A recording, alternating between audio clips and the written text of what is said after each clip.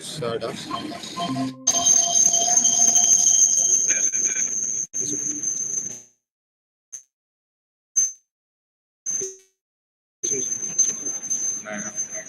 ক্লিকে করলে লাইভ হয়ে আছে সেবা করে প্রাইভেট করেছে Junction.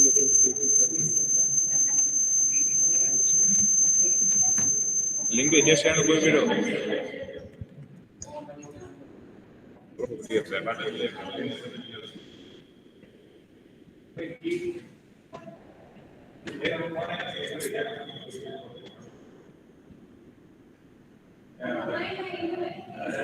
Okay. More mic to on થઈ જવાનું.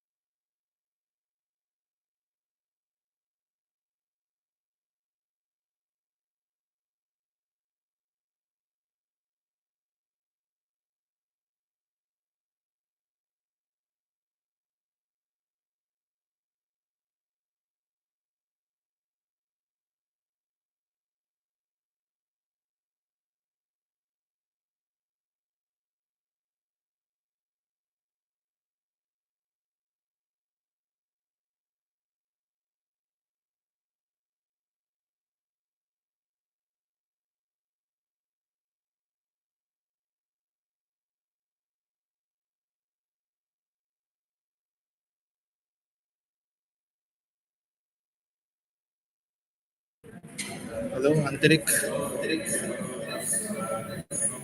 इको हो रहा है बहुत.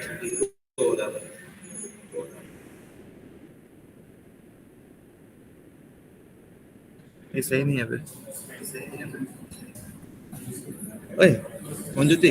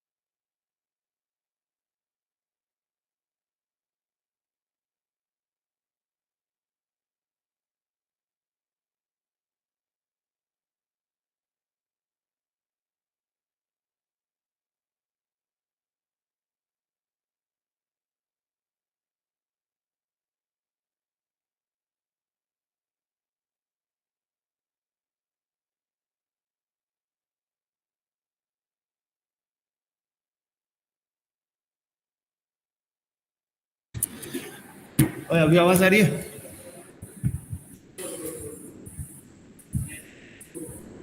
अच्छा अच्छा वाईफाई कनेक्ट कर ले.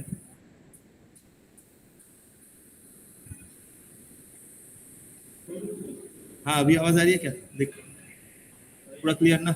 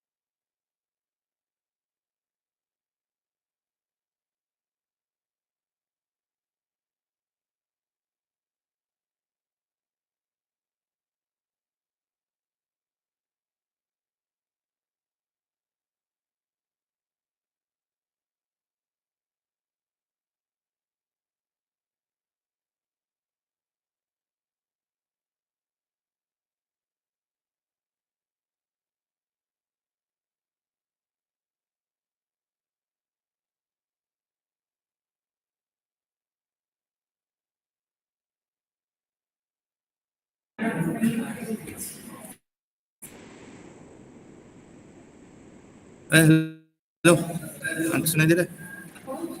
2 बार तो नहीं आना चाहिए शायद।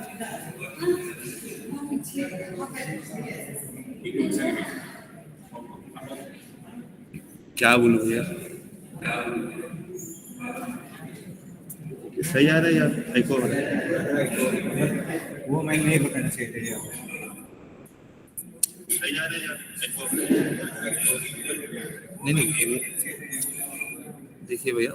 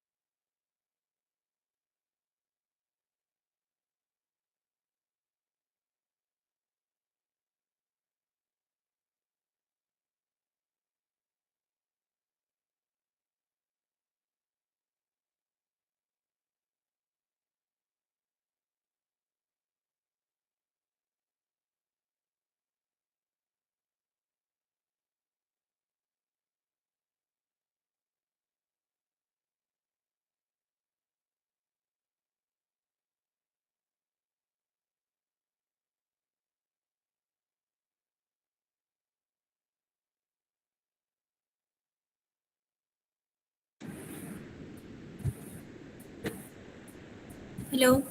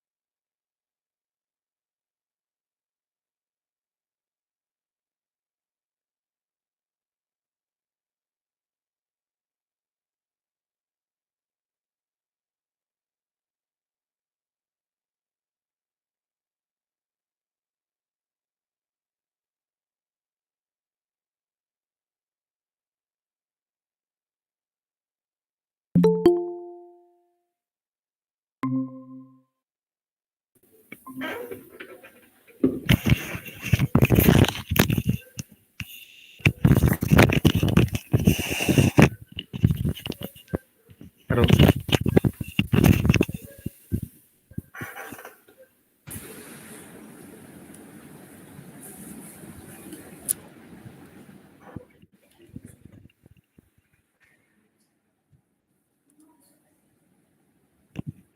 Hello. Good evening to one and all present here. Am I audible? Good evening, Anshumanda. Am I audible to you? Yeah. Am I audible? Yeah, you are audible. Okay. Thank you. Thanks. A very good evening to one and all present here. Today, we have gathered here to spend some time and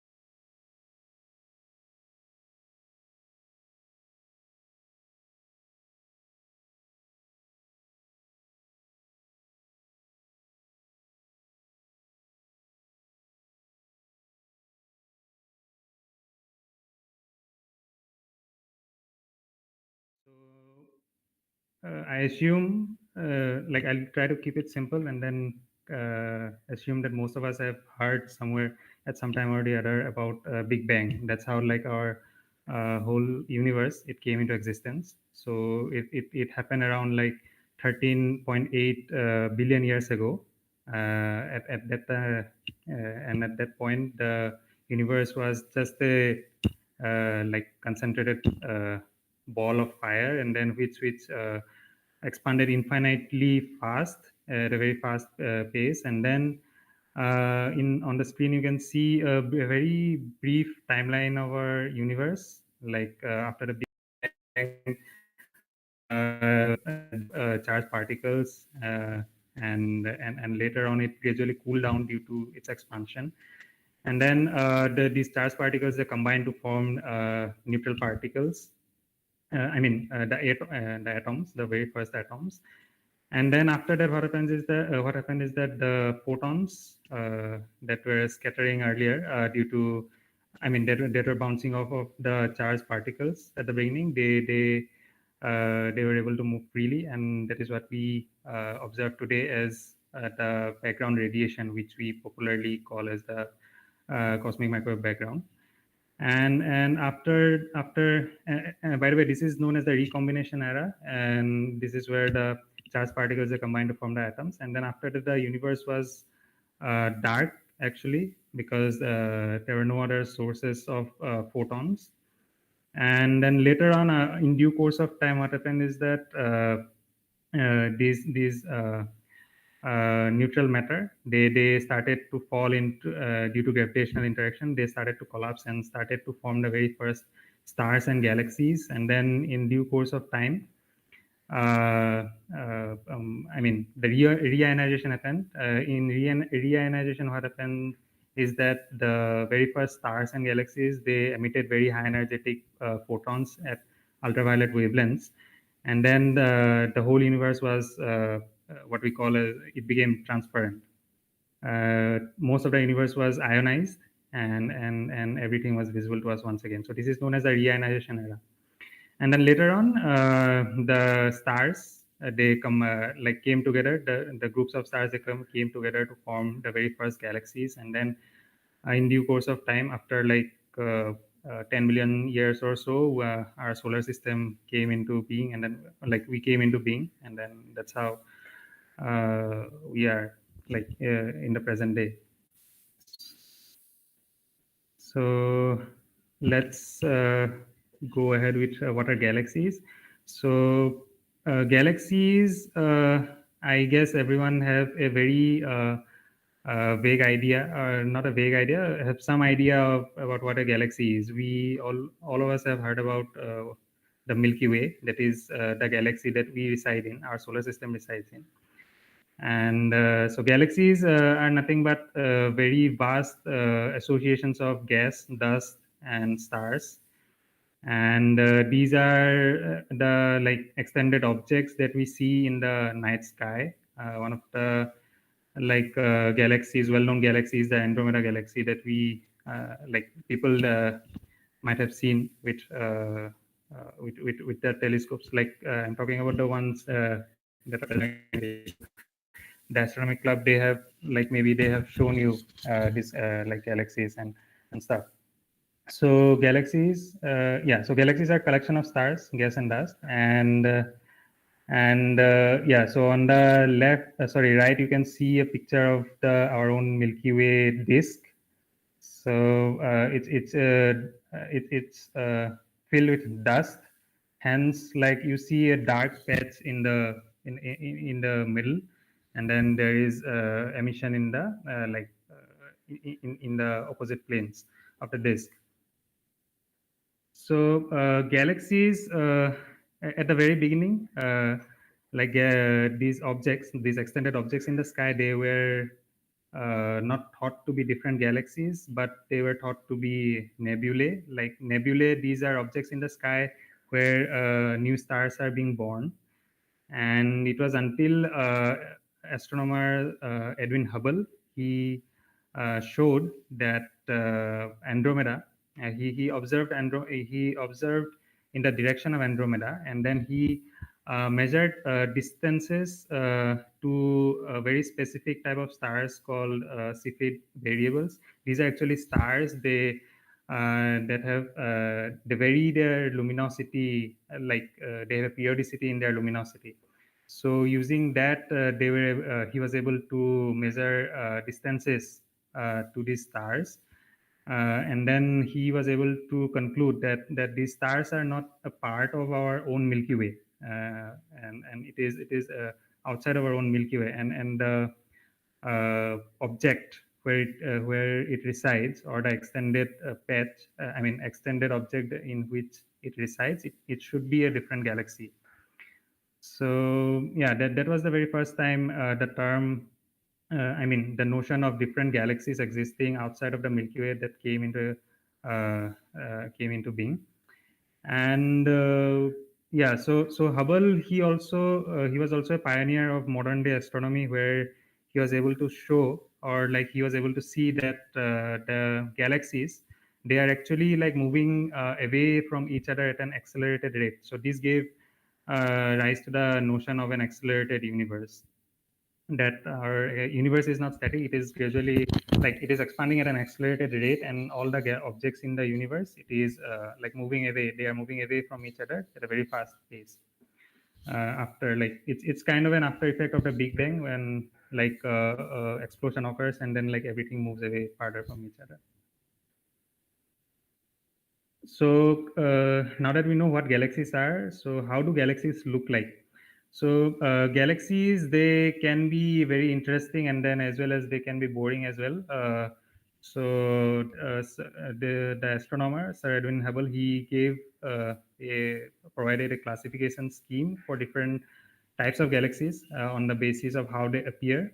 So there are galaxies which are featureless. They are basically ellipses or ellipsoids without any feature, and these are known as elliptical galaxies. You can see over here, this is known as the Hubble classification scheme. On the left, these are all elliptical galaxies based on their ellipticity, which is basically a ratio of the major axis, major axis. And as the ellipticity increases, you see it becomes flattened and then like elongated. Then on the top, you see over, these are named like S0. So these are basically galaxies which have defining structures, such as a disk, and then spiral arms. So our Milky Way galaxy, it is a spiral galaxy, which are very spectacular. And on the bottom, you can see these are also like spiral. They also have spiral arms, but in addition to that, they have a bar-like structure. You can see. So it's like a bar-like structure, and spiral arms, they move tightly around that. And then there's another class known as irregular class of galaxies, which don't have any definite kind of structure. It's irregular from the itself. And yeah, so on the right, there are a few examples of, there is one example of elliptical galaxy, then there is a spiral galaxy, and then irregular galaxy. And then these have like different names, like M87, NGC 2336, UGC 5189. So these are basically catalogs of objects in the sky. And you can just check out, like UGC stands for this catalog, like Uppsala General Catalog of Galaxies, and NGC stands for New Galaxy Catalog, M stands for Messier. So yeah, on the left here is Edwin Hubble looking through the telescope. So yeah, so apart from those very basic structures, there are also very interesting structures. There is this Floquelin spiral. So these are basically spiral galaxies where the spiral arms, they like kind of become fragmented. They break into different like portions. There is no like continuous spiral arm in this galaxy, so hence the name Floquelin spiral. Then there is a very interesting looking structure like a wheel with spokes. So this is known as cartwheel galaxy. And then there is a ring type structure around the core of the galaxy, which are known as ring galaxies. Then there is another structure, interesting structure. These are known as tadpole galaxies. Then there is the jellyfish galaxy, which kind of looks like a jellyfish, hence the name. So yeah, these are very interesting structures that we see in galaxies. And apart from that, there is a very, very extended form of the classification of galaxies. This is given by the Spitzer Infrared Nearby Galaxy Survey. So Spitzer is a space-based telescope. It is an infrared telescope. And this gives quite an extended form of the Hubble tuning fork, which was put forward by Edwin Hubble.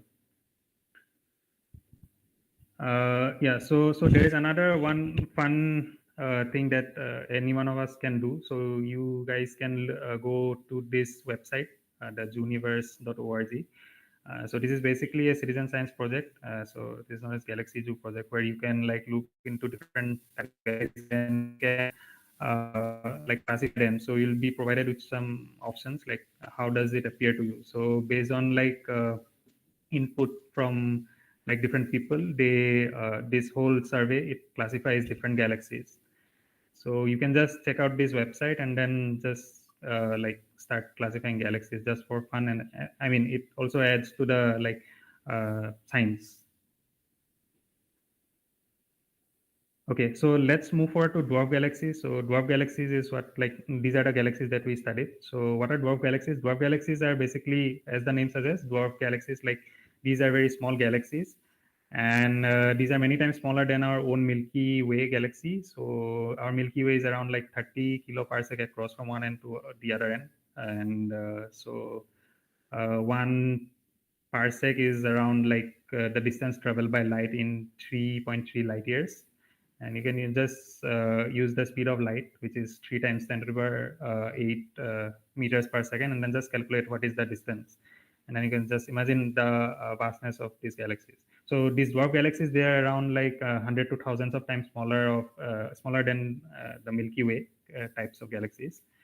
And the dwarf galaxies, these are also faint galaxies because they contain a lesser number of stars, hence less emission from the stars.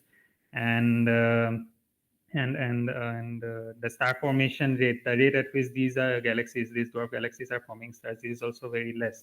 So it is like one solar mass worth of galaxy, like one solar mass, meaning the mass of the star is equal to the mass of the sun.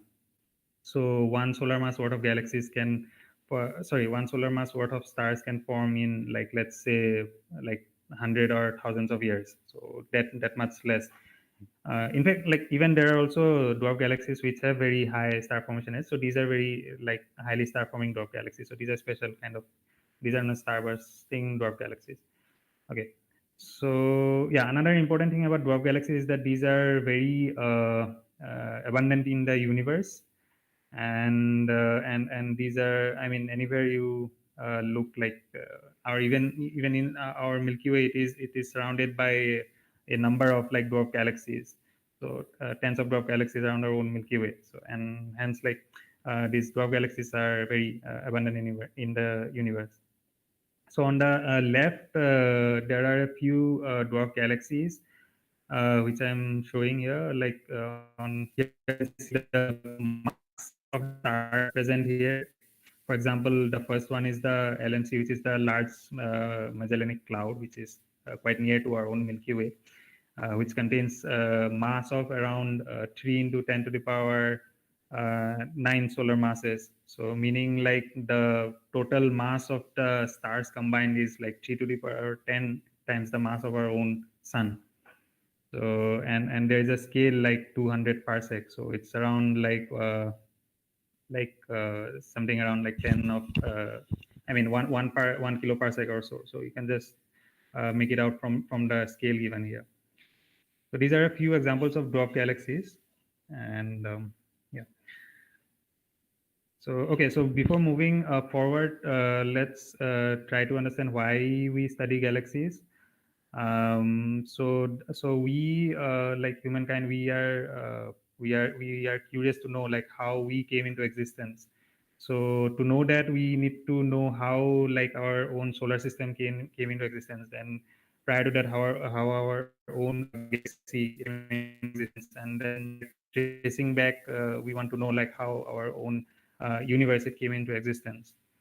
So yeah, so, and And that is why we study galaxies, like because galaxies, they are the basic like building blocks of our own universe. Like anywhere we look, like we will see galaxies.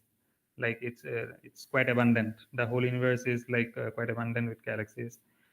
The visible universe, I would say.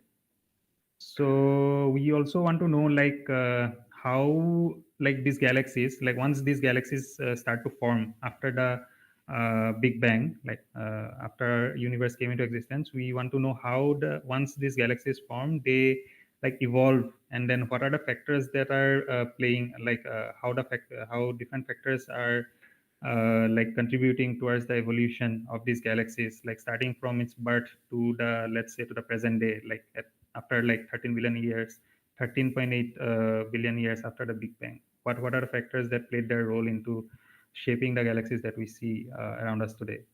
So yeah, so this is the reason why we study galaxies. And yeah, moving ahead. Yeah, so coming to dwarf galaxies, why dwarf galaxies are special? So these there is this model of our universe, and then from studies, we believe that the very massive galaxies, they form later on. So at the very start of the like formation of galaxies, like right after the formation of the very first stars, very compact and small galaxies, they form first, which are the dwarf galaxies, they form first. And then gradually these dwarf galaxies, in due course of time, since at the beginning, like our universe was compact, and it's even expanding now. So in the very beginning, our universe was smaller, and then there was like frequent interaction between the galaxies, and there were like events where galaxies combine. So these are merger events, very frequent merger events going on in the early universe. So these smaller galaxies, dwarf galaxies, they combine to form the massive galaxies, and like in due course of time, they evolve into the very massive galaxies that we see around us in our present day universe at present time. And yeah, so if you recall about the history of the universe, the reionization phase, these small galaxies, dwarf galaxies, they are one of the like primary drivers. Like apart from the very first stars, these small galaxies, they are also they have a like very significant contribution towards the reionization of the universe, like in the emission of very high energetic photons that will split the neutral hydrogen atoms, which was abundant in the very early universe, into like protons and electrons. Okay, so and the nearby dwarf galaxies. So based on the studies, extensive studies done on our nearby universe around our own Milky Way, these dwarf galaxies, they are seen to have very diverse appearances. Diverse structure meaning diverse appearances, like the shapes and structures and components, they are quite different. Like I mean, different from one galaxy to another. So there is quite a diversity, and there is also a very diverse chemistry going on in these dwarf galaxies, nearby dwarf galaxies. So there are like different quantities of heavy elements present in different dwarf galaxies. Like I mean, it's not very um, like it's quite different from it's not very how do I say it?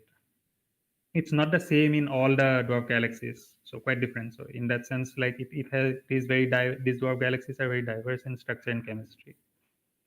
And based on the like extensive studies, it is also seen that the dwarf galaxies of the past, how they evolve into the dwarf galaxies of the present, this is also a debatable topic. Like different studies have shown like different scenarios how the dwarf galaxies of the past, they are evolving into the present dwarf galaxies. So this is also another reason why dwarf galaxies are widely studied. And also, yeah, another interesting thing is that these presented dwarf galaxies, they could have like escaped the very frequent merger events that took place in the early universe, and then they evolved in isolation, and they like somehow like they escape all the harassment and stuff in the early universe. Or there are some galaxies, dwarf galaxies that could be forming like very recently. Like there are examples where like people have seen galaxies which are around like half a billion years old. So there are examples of dwarf galaxies forming in the very recent past. And lastly, yeah, so these dwarf galaxies, they are very excellent sites to study the early universe because of the four like mentioned reasons. And on the right, you can see a schematic of the basic model of how galaxy formation occurred. So small objects, they are like combining to form the very larger galaxies. So coming to the specific sample that we used, so these were called blue compact dwarf galaxies. So from the name, like blue compact, you can say that these are very compact galaxies. Like these are dwarf galaxies, of course. They are even compact, and there is intense star formation going on in the central regions of these dwarf galaxies. Hence, they appear blue. Like if there is very recent star formation going on, they emit predominantly in the like bluer wavelengths, in the ultraviolet wavelength. So hence the name like blue compact dwarf galaxies. And the characteristics are that, yeah, so these are compact, and then there is intense star formation in the central parts, and these are also low in metallicity. Low in metallicity meaning like we measure the iron abundance, like how much iron, elemental iron is present, like iron in any form is present in these galaxies. So this is quite low as compared to like the abundance in our own sun. So it's like 1/50th to half solar metallicities. And yeah, the star formation rates are also like quite a vast range, like 10 to the power 3 solar masses to hundreds of solar masses in 1 year. And also the studies have also proposed that these blue compact dwarf galaxies, they could be an evolutionary phase where due to some reason, some interaction event or so, the star formation is triggered. It got triggered, and then like it will gradually eat up all the neutral gas, which is hydrogen. So yeah, so for stars we need hydrogen. Like for stars to form, we need hydrogen. The galaxies need hydrogen. So it will gradually eat up the fuel, and then it can gradually convert into a passive galaxy, like a dwarf galaxy which is not forming stars. So yeah, hence these are like considered to be a phase in between different types of dwarf galaxies. So on the left is an example of blue compact dwarf galaxy, which is ISWiki 18. So this galaxy was like estimated to be around half a giga-year old. Okay, so coming specifically to our work gradually, what do we mean by extended ultraviolet disks? So extended ultraviolet meaning like these galaxies are for emitting ultraviolet emission in the in an extended fashion, like uh, it's widespread, like beyond the like visible. I mean, we see the galaxies in visible wavelengths, right? If we see in visible wavelengths, like beyond that, it's also emitting in the far ultraviolet wavelengths. Like using specific like telescopes, we can see that it's emitting in the far ultraviolet wavelengths beyond the visible extent of these galaxies. So basically, this is what we mean by extended ultraviolet disks. And on the right, there is an example of an extended ultraviolet disk galaxy. So here, this is an ultraviolet image, the first one on the top. This is an ultraviolet image of a galaxy, and on the right, there is a infrared image from a space. These are all space-based telescopes. So on the right, this is a infrared image of the same galaxy. You can see that in the infrared imaging, it is very small, whereas in the ultraviolet imaging, it's quite large. So with meaning that it's emitting like beyond the like extent of this infrared extent of this galaxy. Then on the bottom left, there is a DSS image, so digital sky survey image. So this is in the optical imaging. So you can see this is also quite kind of similar to the UV emission, but you see it's quite faint in the optical image, whereas it's quite bright in the ultraviolet imaging, meaning like it's like emitting very high amounts of ultraviolet photons. Then on the bottom right, there is a false color RGB image of the same galaxy. So like 3 channels they use, and then like FUV, ultraviolet, infrared, and optical. The 3 images they combine to form such like false color RGB images. So what does this like extended ultraviolet disk imply? So new stars when they are forming, so they emit predominantly in the ultraviolet wavelengths, and hence there is a very like high energetic far ultraviolet emission. So that is one thing that we can understand, that new stars are forming when there is extended star formation going on. And this also indicates that stars are forming in the very far outskirts of these galaxies. New stars are forming in the very far outskirts of these galaxies. And yeah, another thing is that so for stars to be born, neutral hydrogen gas is required. So this also indicates that there could be neutral gas in fall from the surrounding medium of the galaxy, from the environment around the galaxy.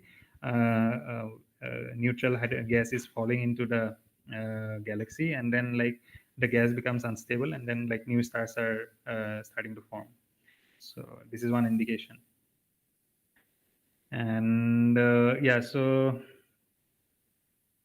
on the right you can see there is a simulation, like there's a figure taken from a simulation, which shows how a galaxy grows grows by forming stars, and these stars are being formed by funneling in of the surrounding gas. So and this is known as the Virgo simulation, like Eagle project from the Virgo consortium.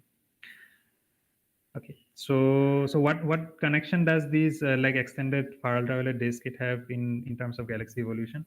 So extended ultraviolet disks, they are indication of the fact that the galaxies they are forming their inner parts first, and then gradually in due course of time the outer regions are starting to form stars. So inner they are forming first, and then gradually outer parts are forming stars, and then that's how the galaxy is growing.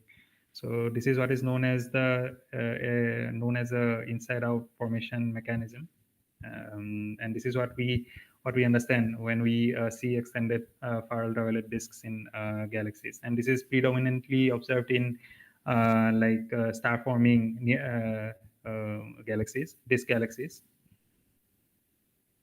Okay. So yeah, so coming to what we studied is a sample of dwarf galaxies, blue compact dwarf galaxies, which are situated around like 1.5 to 4 light years away. Sorry, yeah, this is incorrect. So 1.5 to around 4 billion light years away from us. So 1.5 to 3.9 into 10 to the power 8 light years away from us. So yeah, how did we study these galaxies? So we had observations from the ultraviolet imaging telescope on board AstroSat, which is which is our Indian space-based observatory. It's a multi-wavelength space-based observatory, which I'll come to on later on. So we had images, FUV images of these galaxies, and then what we saw is that very faint structures are seen. So you can look at this image on the right, that such clumpy structures, these were seen in beyond the this is a RGB image of optical and ultraviolet. So beyond this extent, you can see these clumpy like structures. So these are the very faint UV clumps. And this is what we saw in the FUV imaging of the galaxies. And this UV data, this is around like 17 hours of observation taken with the UVIT. So after that, so first thing we detected these faint structures. Then we studied the light profile. Light profile meaning how the light intensity it is gradually decreasing from the center to the outer parts, and we studied those profiles. And then we also estimated the extent of these galaxies at different wavelengths, like whenever the intensity falls beyond a certain signal to noise value, we that is where we put the cutoff, like that is where the galaxy extends up to. So we measured the extents of these galaxies in different wavelengths, in the ultraviolet and in the optical. So optical images we use from the Hubble Space Telescope. So everyone might have heard of the like famous Hubble Space Telescope in space. So we use the optical images from the HST, Hubble Space Telescope. Then then we also calculated the time required by these faint clumps that they would take to migrate to the inner parts of these galaxies.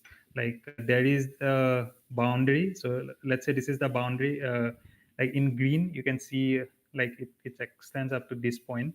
So we estimated like how much time such clump will take to just cross into the boundary, uh, like beyond the green boundary, so which is the visible boundary of these galaxies.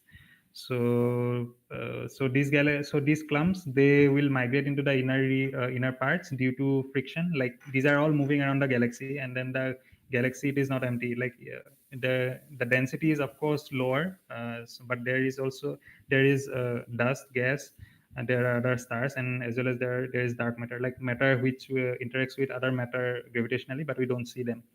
So we calculated the time estimated by these clumps, taken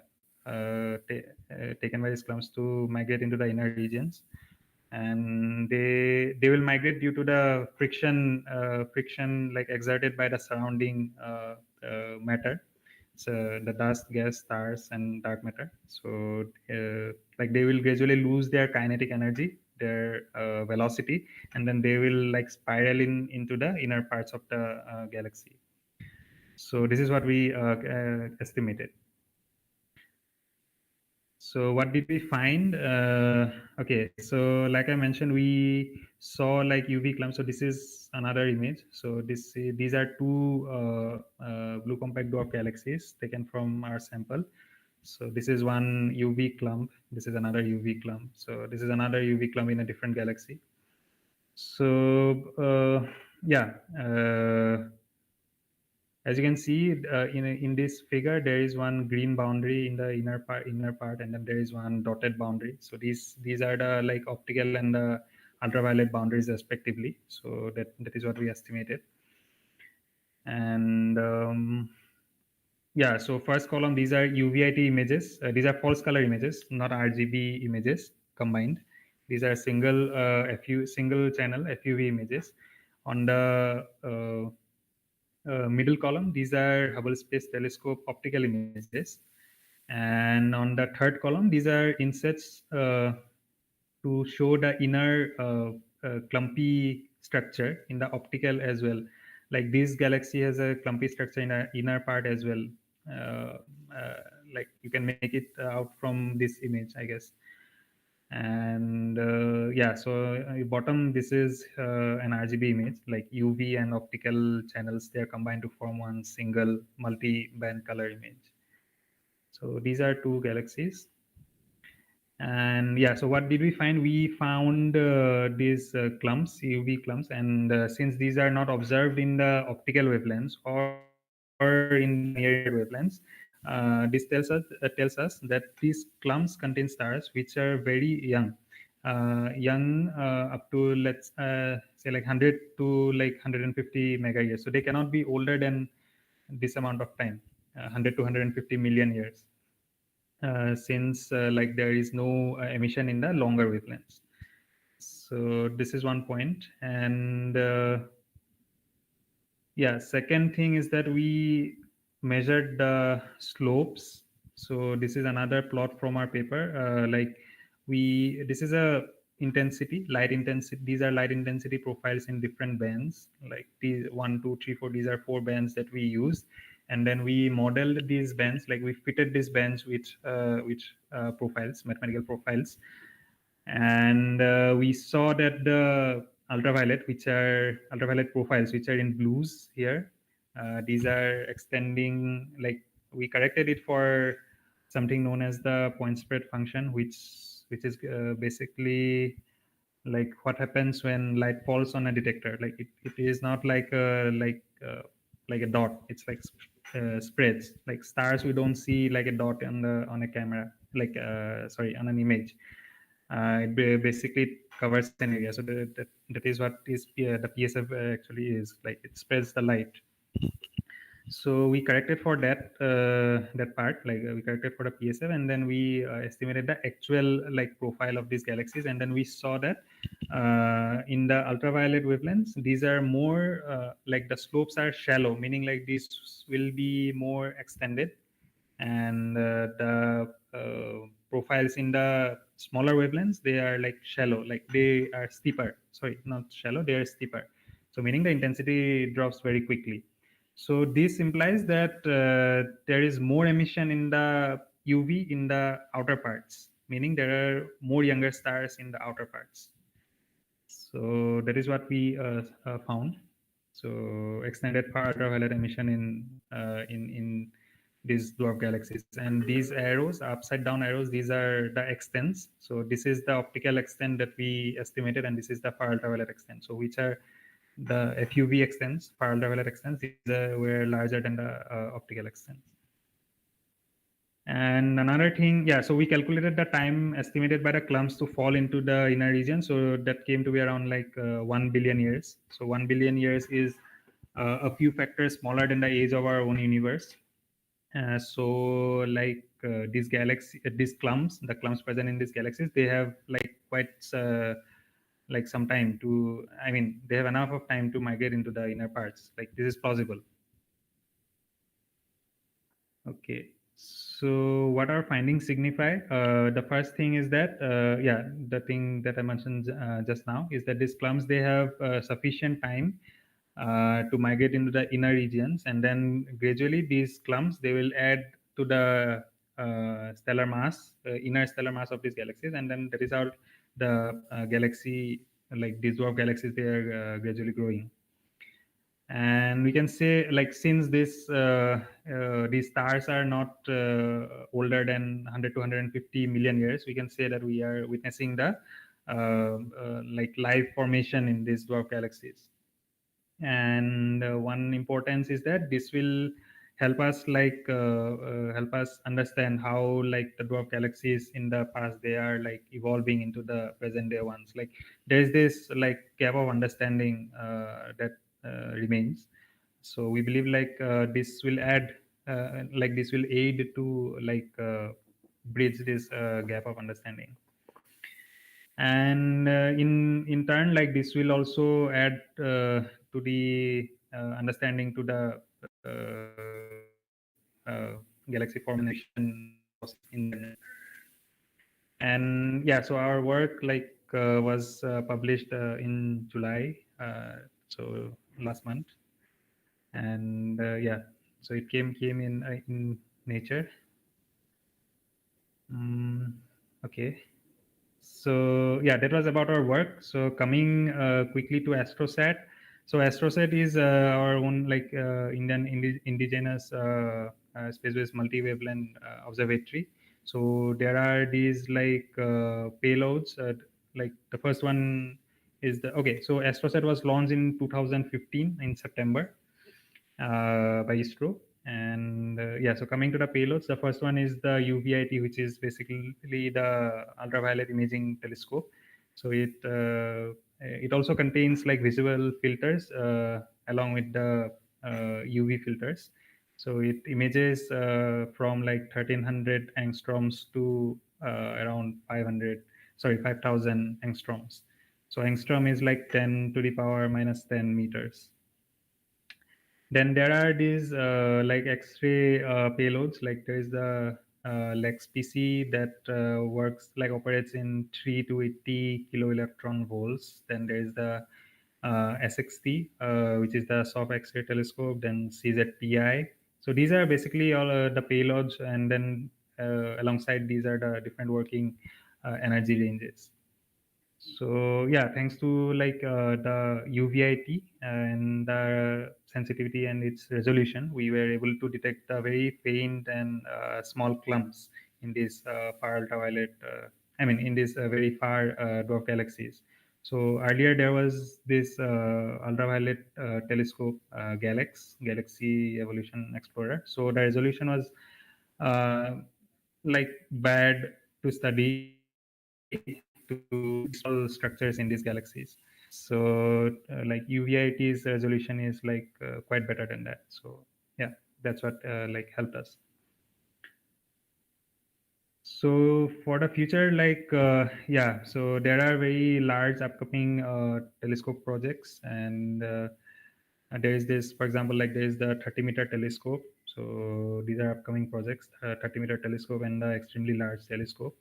Then there is the very recent like James Webb Space Telescope that came into operation, and like yeah, many of you have like maybe seen these images, like fantastic images. So this is the Cartwheel Galaxy, by the way, that I showed in one of my earlier slides. So this is the Cartwheel Galaxy, and this is a lensing cluster, like imaging of a lensing cluster observed with the JWST, and these are like this is known as the Stephan's quintet. So these are interacting galaxies, and so they are like due to the interaction, new stars are also being formed in these galaxies. And yeah, so with this like new telescopes, they are very promising to study like very early galaxies. So we can push further into the like early universe, and then like try to like understand how these galaxies are like evolving.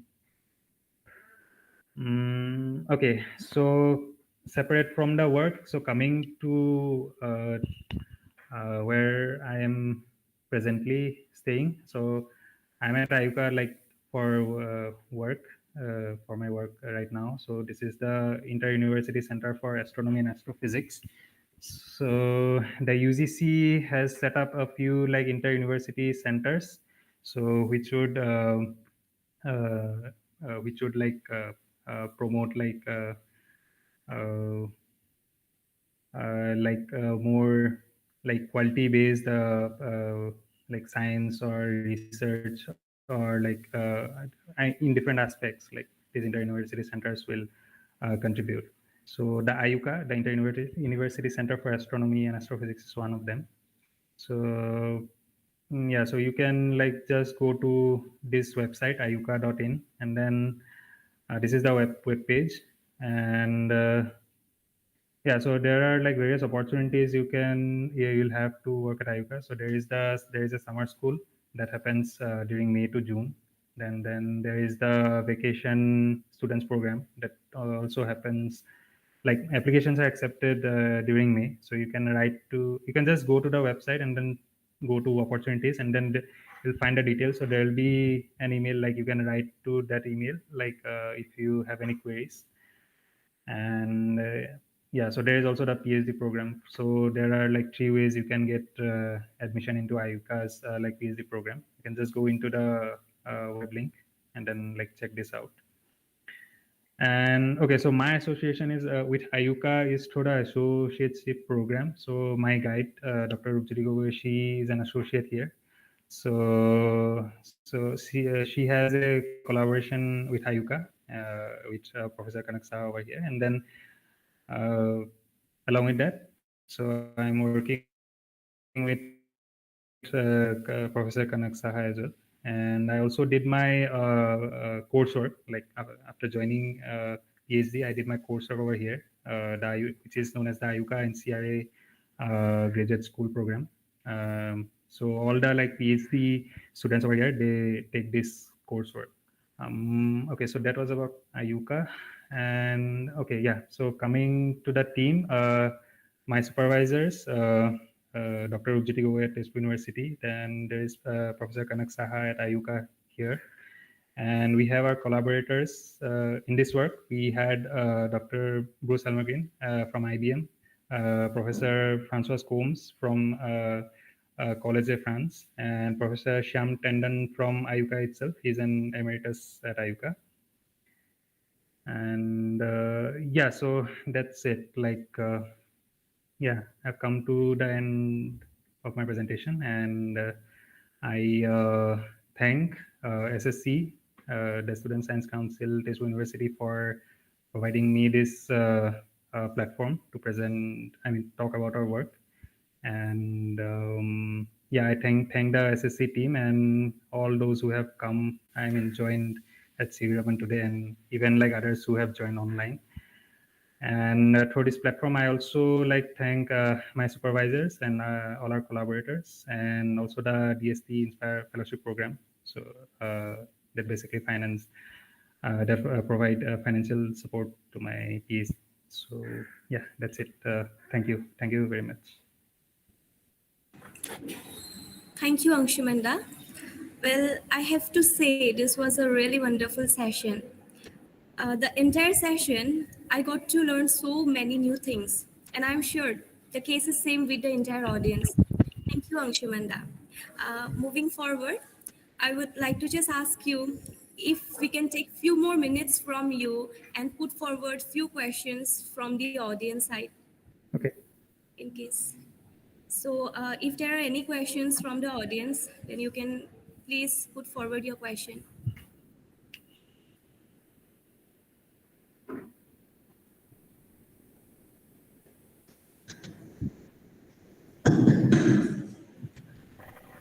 Hello, myself Swastika from Mathematics Department.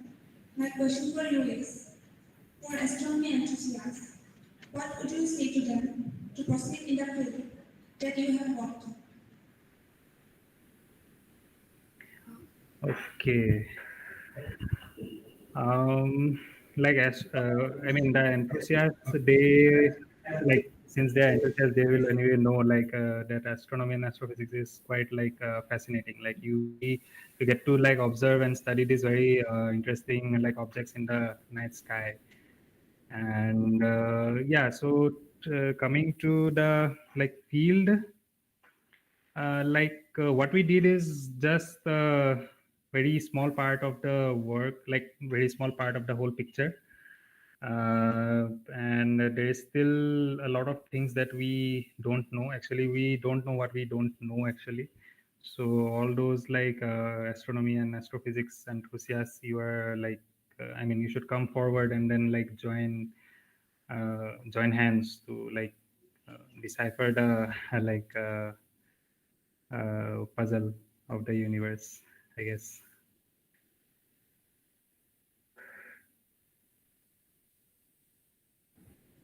Thank you, Swastika, for the question. And thank you, Anshumanda, for the answer. Is there any more questions?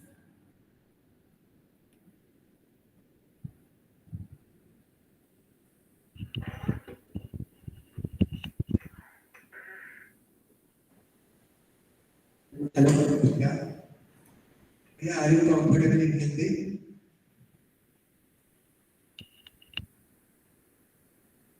Yeah, I did not understand you. Can you maybe like come a little bit forward and Yeah. Yeah. Are you comfortable in Hindi?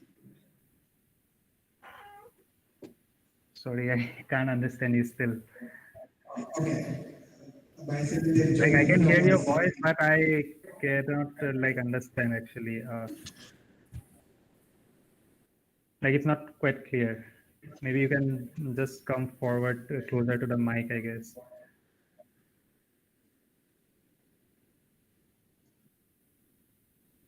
Okay. Bhaiya. Anshumanda, he's just asking, are you comfortable in Hindi?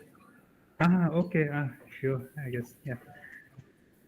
Uh, can you please repeat the question? Yeah. My name is Jyoti from ICT department. So my question is like, like for a formation of a galaxy, there need all the elements of right, to stable the galaxy. But in the early universe, there are only hydrogen, helium present in this universe. So how in the early universe, like galaxies form?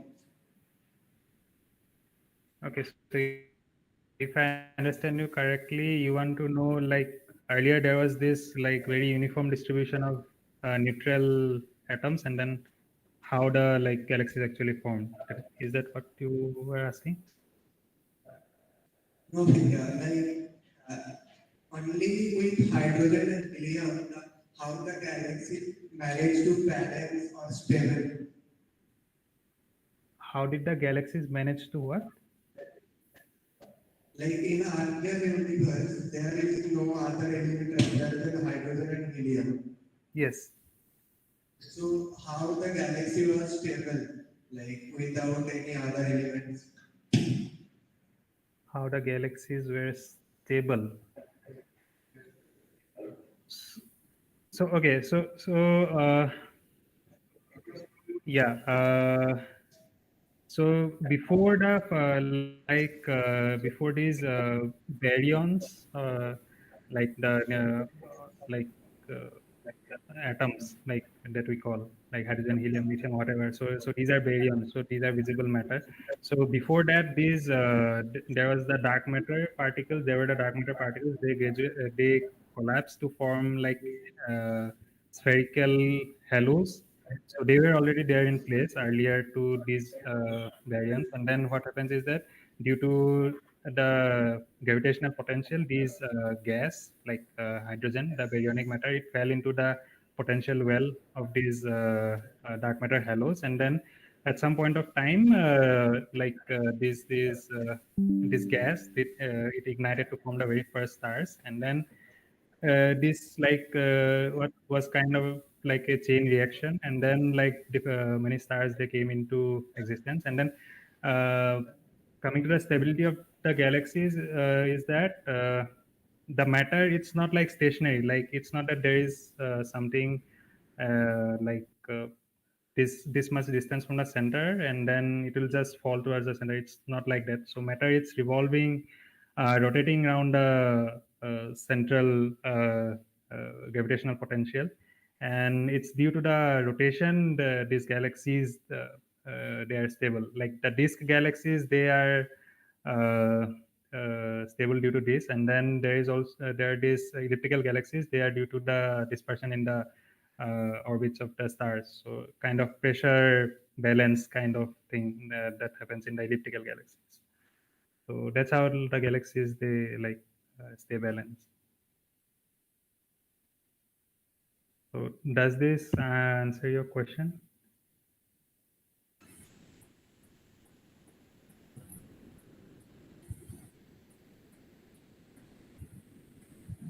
Hello. Sudeep. Okay. Does this answer your question? Yes. Okay. Thank you. Thank you so much. So we have almost reached the end of today's session. Sorry to interrupt again, Anshumanda. We have got one more question from the Fine. audience side. Okay. Fine.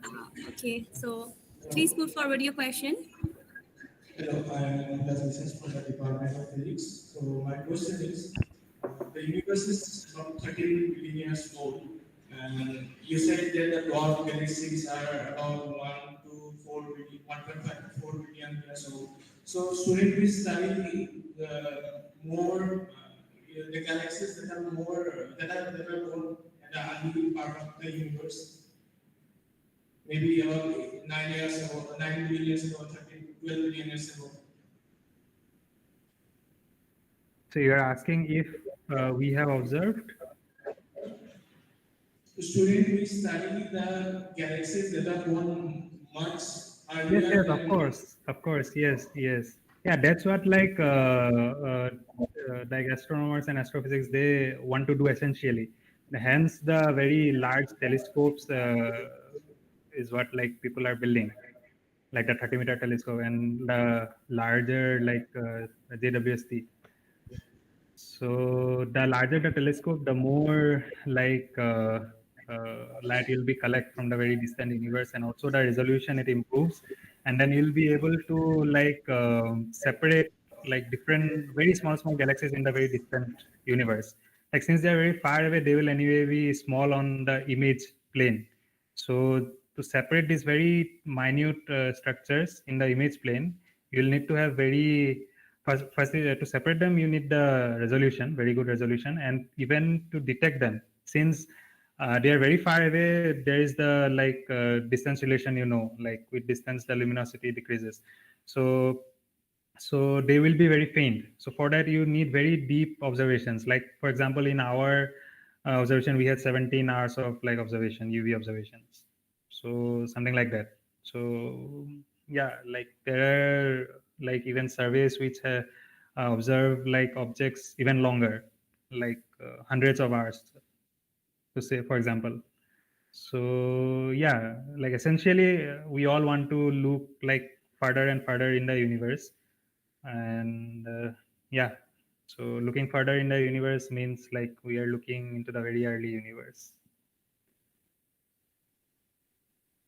So present day technology, like it's improving, but not yet up to the mark to study the very small galaxies in the very distant universe.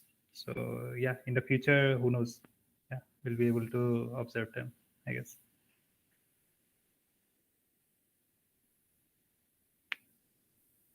Okay, thank you. Yeah, everyone is mute. Thank you. Okay. So before ending, I would like to put forward a question to Anshumanda, like, what are your future plans if you would like to share with us few? Okay, so future plan, I would certainly like want to continue my research.